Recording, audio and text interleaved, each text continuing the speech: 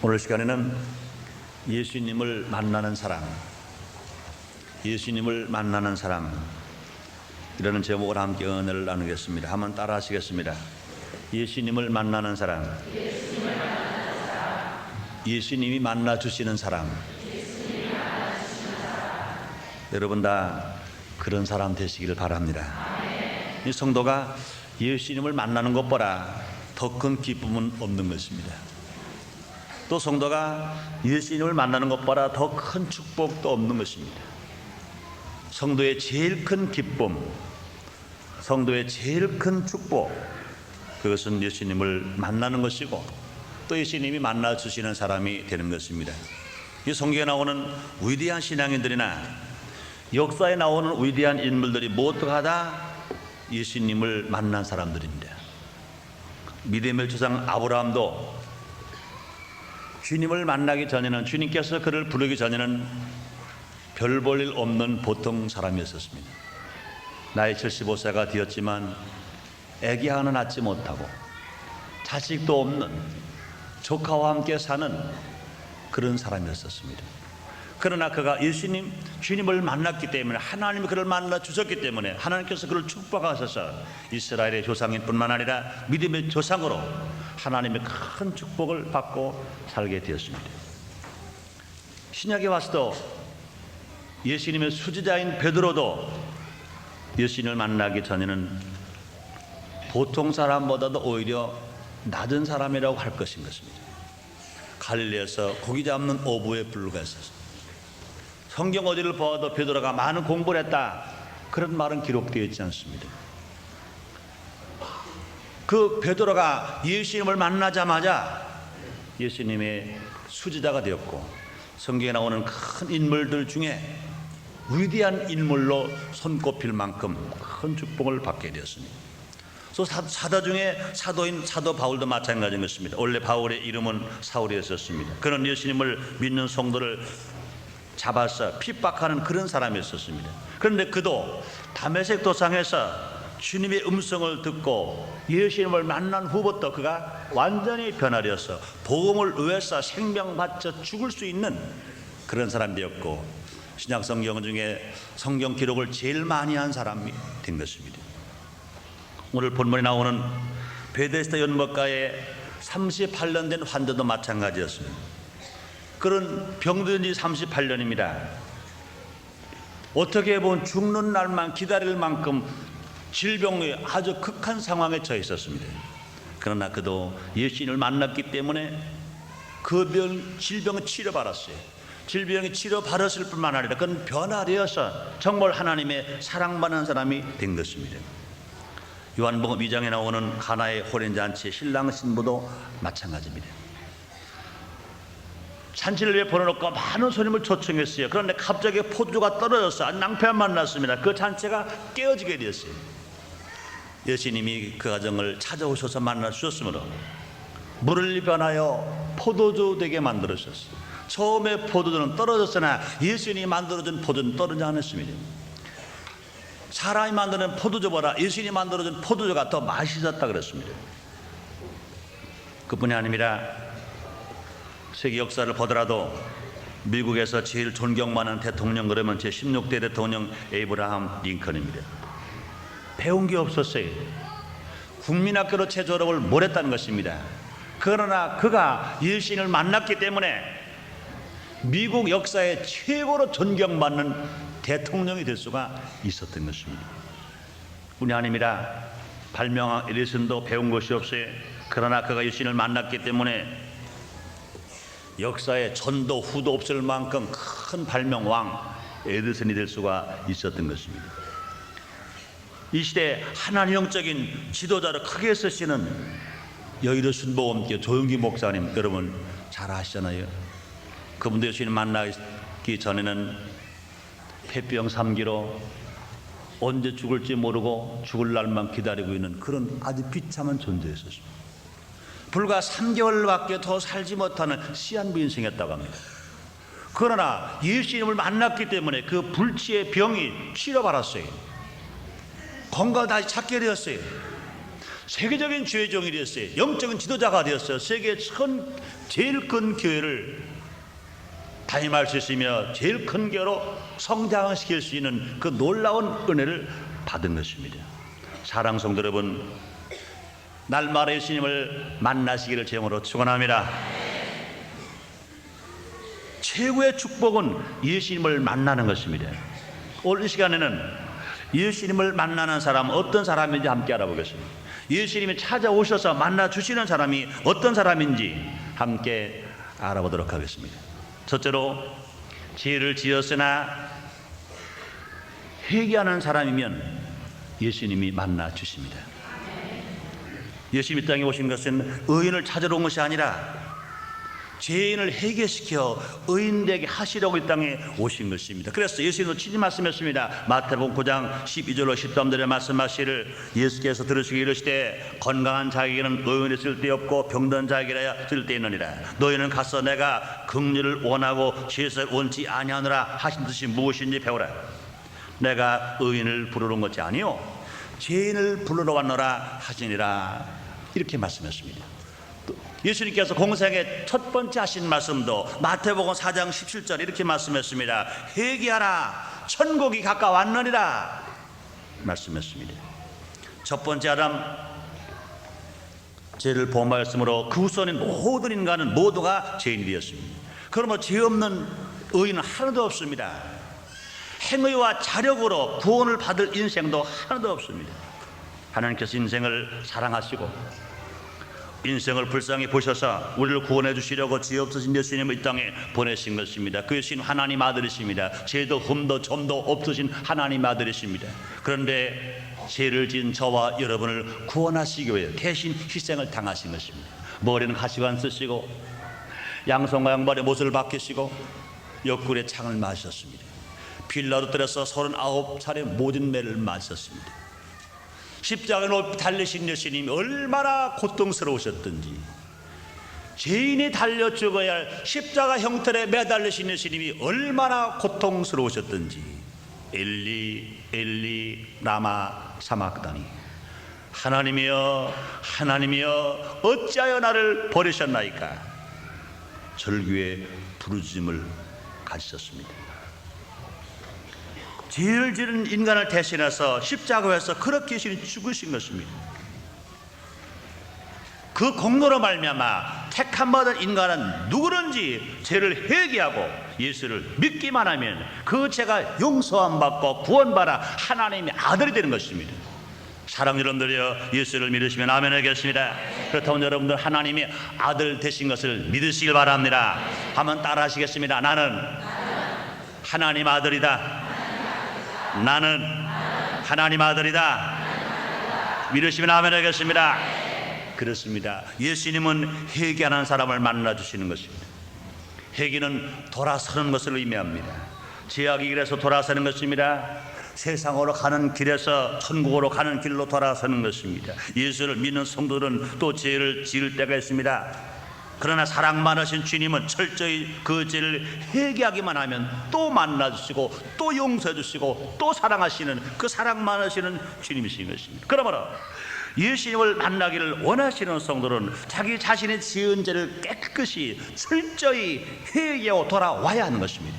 그러므로 우리 죄가 주홍같이 붉고 목바르러 검을지라도 그 죄를 뉘우치고 그 죄를 깨닫고 돌아서 다시 주님께로 오기만 하면, 회개하기만 하면 주님은 그 죄를 용서해 주시고 다시 한번 주님 품으로 불러주시고 주께서 만나주시고 은혜를 베풀어 주시는 걸 믿으시기를 주님 이름으로 축원합니다. 두 번째로 예수님이 만나주시는 사람 어떤 사람입니까? 예수님은 실패한 사람을 찾아오셔서 만나주십니다. 예수님은 실패한 사람을 찾아오셔서 만나주십니다. 이것이 예수님이 인간과 다른 것입니다. 인간들은 힘이 없는 사람, 돈이 없는 사람, 실패한 사람들은 거들떠보지도 않습니다. 힘 있는 사람, 돈 있는 사람, 권세 있는 사람 집에는 문전성시를 이룹니다. 사람들이 많이 찾아가 봅니다.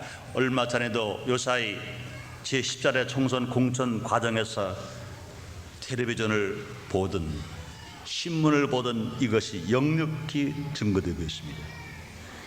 힘이 있는 지도자 집에는 사람들이 얼마나 많이 모였든지 벗어놓은 구두 놓을 틈도 없어요. 짓궂게 카메라 기자가 누구네 집에 많이 모여있는 그 구두를 찍었어요. 얼마나 구두가 그 문칸에 많이 있던지 놓을 자리가 없어요. 막 쌓이고 틀어지고 엉망이 됐어요.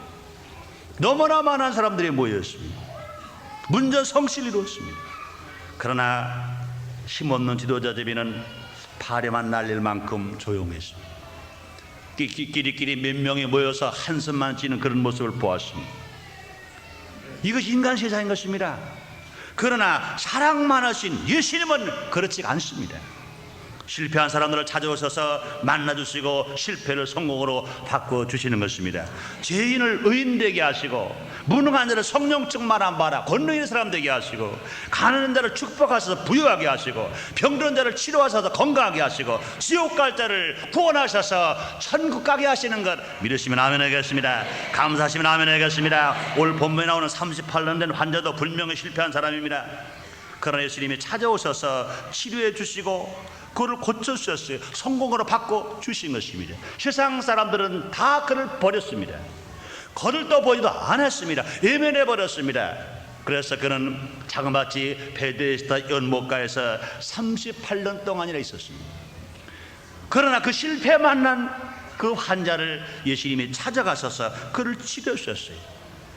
베데스다 연못에 끌어동할 때 들어갈 필요가 없었어요. 예수님을 만났기 때문에, 예수님이 그를 만나 주셨기 때문에 그런 치료를 받아서 그런 건강을 회복해서 자리를 들고 걸어갈 수가 있었던 것입니다. 누가복음 5장에 나오는 베드로도 실패한 사람입니다. 그는 밤새도록 고기를 잡았으나 한 마리 잡지를 못했어요. 그런데 예수님이 찾아가셨어요. 예수님께서 그 베드로의 배에 올라타셨어요. 많은 무리들에게 천국 복음을 증거하셨습니다. 그 다음에 예수님께서 그 베드로에게 말씀하십니다. 깊은 데로 가서 그물을 던져라. 말씀대로 가서 그물을 던졌더니 너무 고기가 많이 잡혀서 동무 배로 채우고 자기의 배로 채울 만큼 놀라운 승리가 그에게 있었던 것입니다.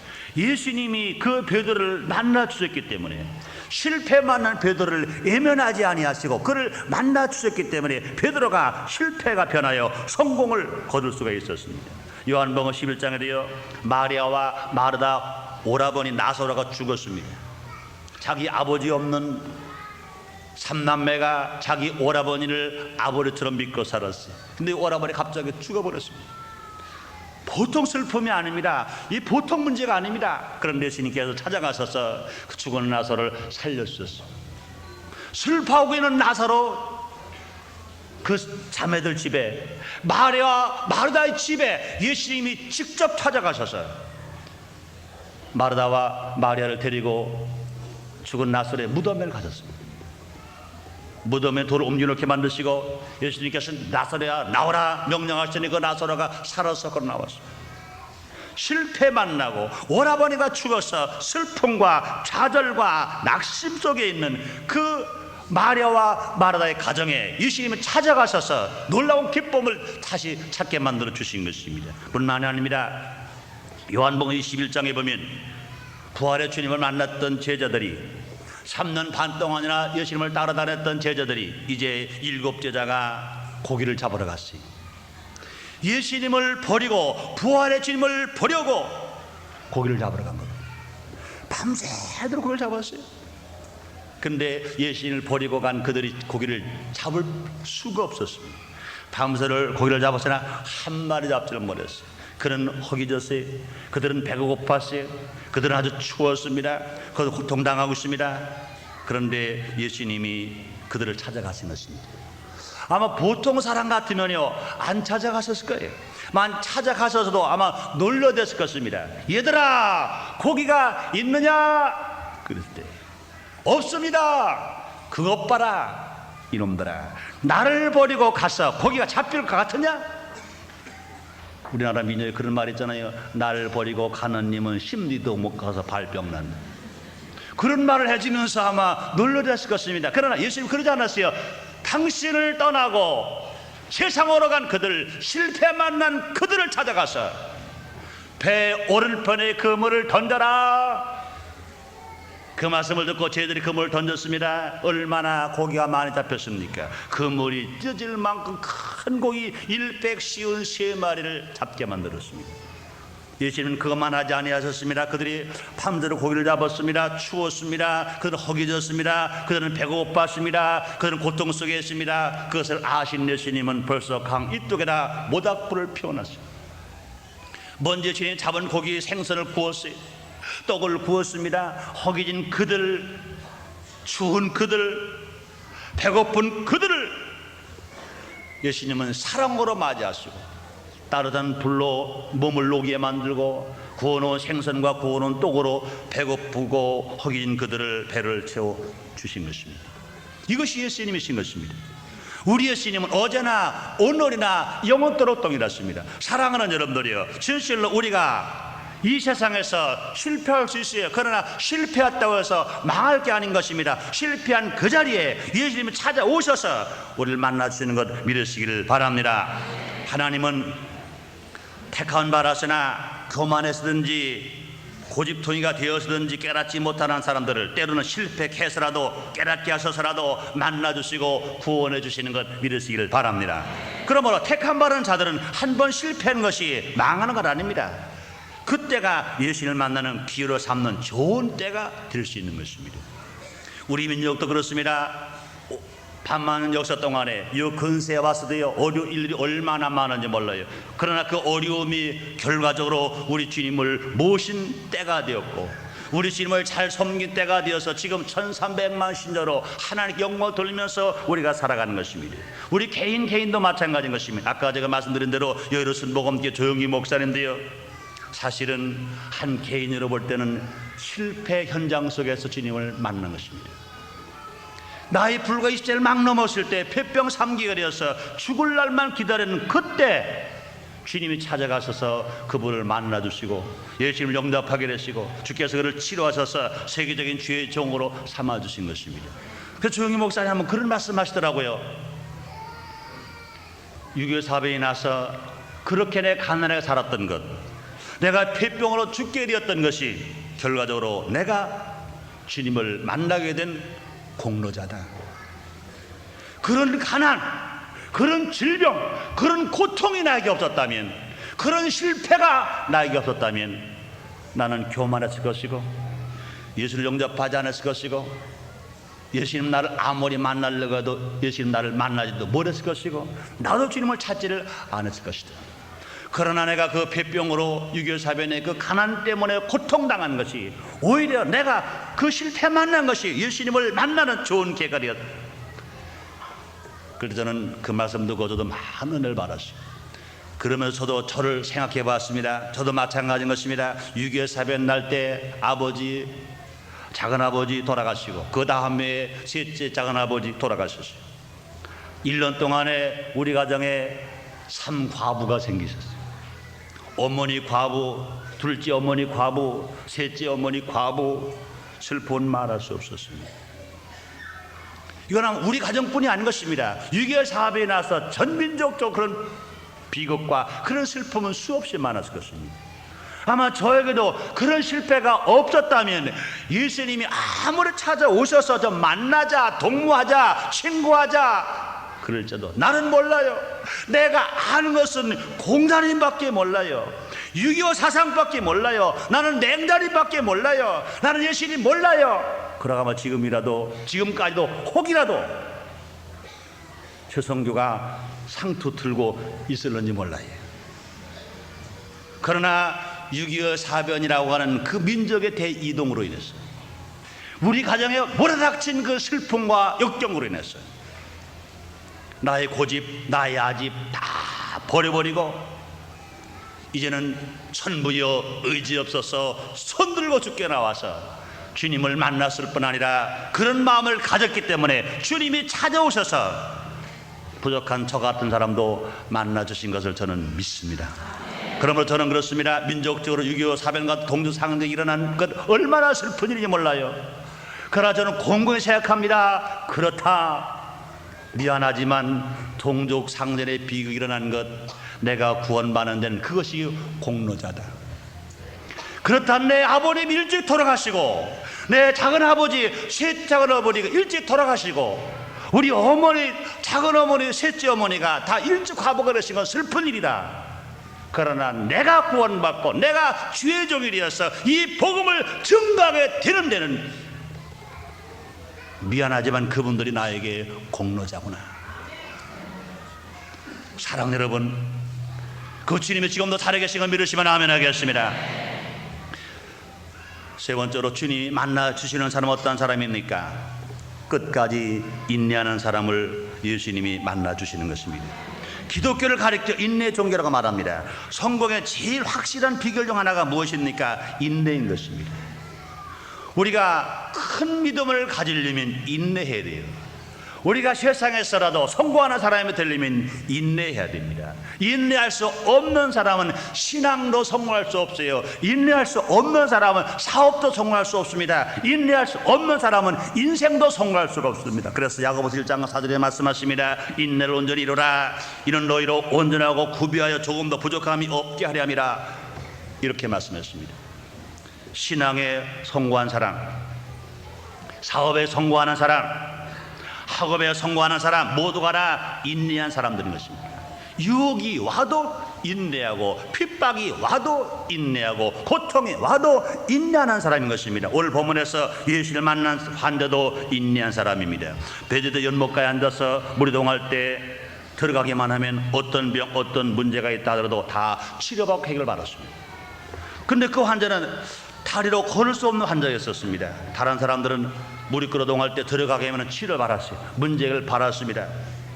그 환자는 눈으로 보고만 있기를 자그마치 38년 무척이나 안타까워서 무척이나 기다렸습니다. 오랫동안 기다린 그 환자를 38년이나 기다리고 있는 환자를 예수님이 찾아가셔서 만나주신 것입니다. 이 환자가 예수님을 찾아간 거 아니에요. 그는 자기가 이룰 목표, 자기가 이룰 그 꿈을 이루기 위해서 기다렸어요. 견뎠어요. 참았어요. 자그마치 38년을 기다렸어요.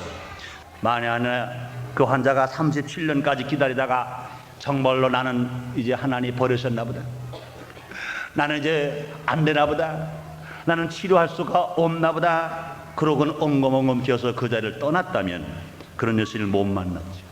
예수님 만나지 못했던 그런 치료를 받지를 못했을 것입니다. 그러나 그 환자는 38년까지 기다렸어요. 예수님이 39년째 오셨다면 그때까지 기다리셨을 것입니다. 예수님이 더디어 오셨다면 더 기다렸을 것입니다. 하나님은 성도를 축복하시기 전에 먼저 인내의 훈련을 시키시는 것입니다. 하나님께서 더 큰 은혜를 주시기 전에 그 믿음을 온전히 하시기 위하여, 그 생활이 부족함이 없게 하시기 위하여 우리 하나님은 인내의 훈련을 시켰어요. 이스라엘 백성들이 적각권 가나안 땅에 들어가기 전 40년이나 인내의 훈련을 하나님이 시키셨습니다. 이때 불평하고 원망한 사람들은 인내 훈련을 이기지 못함으로 광야에서 죽어버렸어요. 그러나 인내 훈련을 이긴 여호수아와 갈렙은 하나님 약속한 땅에 들어가서 놀라운 축복된 삶을 살게 된 것입니다. 마찬가지입니다. 우리 민족도요, 마지막 때 복음 전하는 나로 쓰시기 위해서 많은 인내 훈련을 하나님이 삼으셨어요. 일제 36년에 나라 잃은 슬픔을 겪게 하셨어요. 6.25 같은 동족 상전의 비극을 겪게 하셨습니다. 남북이 분단된 47년, 이산 가족이 보고 싶은 부모 형제를 만나지 못하고 기다리기를 47년, 1천만 이산 가족들이 고통을 당하고 있습니다. 그러나 돌이켜보면 그래도 우리는 잘 참아왔어요. 우리나라도 인내 시험만 통과하면 분명히 남북이 복음으로 통일될 줄 믿습니다. 이 힘으로 마지막 때 주수권의 사명을 잘 감당하도록 주님께서 우리 민족을 더 크게 복을 주실 줄 믿습니다. 그렇습니다. 인내하는 사람은 성공합니다. 모세도 인내했기 때문에 성공했어요. 요셉도 인내했기 때문에 성공했습니다. 발명왕 에디슨도 인내했기 때문에 성공할 수 있었습니다. 특히 성도들은요, 인내해야 합니다. 예수님 다시 오실 때까지, 자기가 기도하는 기도가 응답될 때까지, 자기에게 소원이 있다면 그 소원이 이루어질 때까지 우리의 주님은 인내 사람 되게 하시려고 성령 충만 받게 하시는 것입니다. 우리가 힘으로 안 되고 능으로 안 되되 여호와시로 된다고 그랬습니다. 성령 충만 받으면 성령의 9가지 열매 중에 4번째 열매가 오래 참음인 것입니다. 우리가 성령 충만 안 받아서 오래 참을 수 있는 신앙만 있다고 그러면 우리의 신앙으로도 성공할 수 있을 것이고, 우리가 사업으로, 인생으로도, 무엇으로도 우리가 성공할 수가 있을 것입니다. 그러므로 사랑하는 여러분들이 끝까지 인내할 수 있음으로 말미암아 주님 만나는 여러분 되시기를 주님 이름으로 축원합니다. 네 번째로, 자기 일에 충실한 사람은 예수님을 만날 수 있습니다. 성경 어디를 보아도 자기 의무도 감당하지 아니하고 자기 할 일도 하지 않은 사람이 예수님을 만난 사람 하나도 없습니다. 예수님은 성도들이 자기 일에 충실할 때 찾아오셔서 만나주시는 것입니다. 인간의 주님을 만나는 방법은 우리가 주님을 찾아가서 만나는 것이 아니라 예수님 인간을 찾아오셔서 만나는 것입니다. 그러므로 예수님 이름을 가리켜서 임마누엘 예수라고 말씀했습니다. 우리와 함께 해주시기 위하여 하늘보좌를 버리시고 찾아오셔서 우리를 만나주시는 주님이신 것입니다. 예수님은 지금도 성령님을 통해서 우리와 함께 계신 것 믿으시면 아멘 하겠습니다. 지금 이 자리에 성령이 와 계신 것 믿으시면 아멘 하겠습니다. 장차 우리가 천국 갈 때도 그 예수님이 대림주로 오셔서 우리를 데리고 올라가실 것입니다. 요한복음 14장 1절로 3절에 예수님께서 제자들에게 이렇게 말씀했습니다. 너희는 마음에 근심하지 말라. 하나님을 믿으니 또 나를 믿으라. 내 아버지 집에 거할 곳이 많도다. 내가 너희를 처소를 예비하기 위하여 내가 천국으로 가노니, 가서 처소를 예비하면 내가 다시 와서 너희를 나 있는 곳에 내가 영접하리라고 말씀하십니다. 그러므로 성도들은 주님을 섬기며 신앙생활을 잘하면서 자기가 맡은 직분, 자기가 해야 할 일들을 충실히 해야 할 것인 것입니다. 학생은 열심히 공부해야 됩니다. 근로자는 직장에서 열심히 일해야 합니다. 정치가는 나라를 다스리고 국민을 잘 사는 일을 하기 위해서 전념을 다해야 될 것입니다. 사업가는 사업에 전념해야 되고, 목회자는 목회에 전념해야 됩니다. 군인은 나라를 지키는 일에 전념해야 되고, 경찰은 민생 치안에 전념해야 되고, 주부는 가정에서, 호주는 직장에서, 교회 직분을 맡은 사람들은 교회 맡은 그 자리에서 최선을 다하고 충실해야 할 것입니다. 주님이 언제 오신다고 해서 자기 할 일은 안 하고 자기만 구원받는다고 해서 그날만 기다리고 자기 일을 안 한다면 이 사람은 크게 잘못된 신앙이요, 그런 사람들은 이기주의자인 것입니다. 만약에 세상 보는 사람들이 다 이런 일에 참여한다면 그날이 오기 전에, 주님의 재림이 날이 오기 전에 이 사회는 질서가 파괴되고 무슨 혼란이 오게 될 것이고 살 수가 없을 것입니다. 만약에 버스 운전하는 운전기사가, 기차를 운전하는 기관사가, 비행기를 조종하는 조종사가, 교통수단에 종사하는 사람들이 주님이 곧 오신데 그들이 말한 것처럼 1992년 10월 28일 밤 12시에 오신데, 그러니 우리는 그날 기다려야 돼. 일할 필요가 없어, 공부할 필요가 없어, 직장 나갈 필요가 없어. 우리는 그날만 기다려야 돼. 골방에서, 가정에서 그날만 기다려야 돼.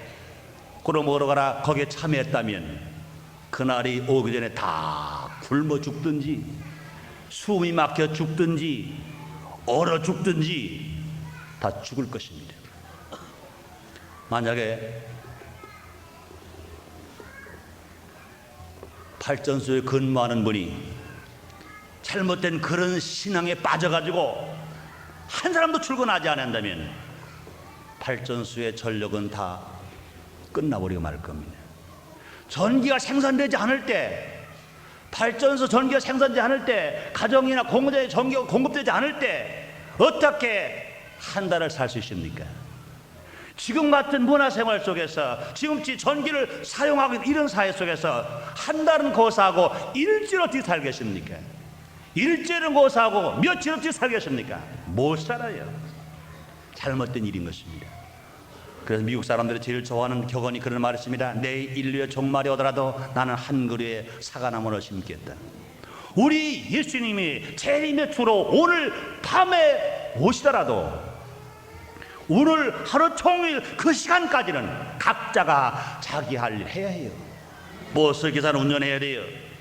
기관사 조정해야 됩니다. 발전소 출근하는 출근해야 합니다.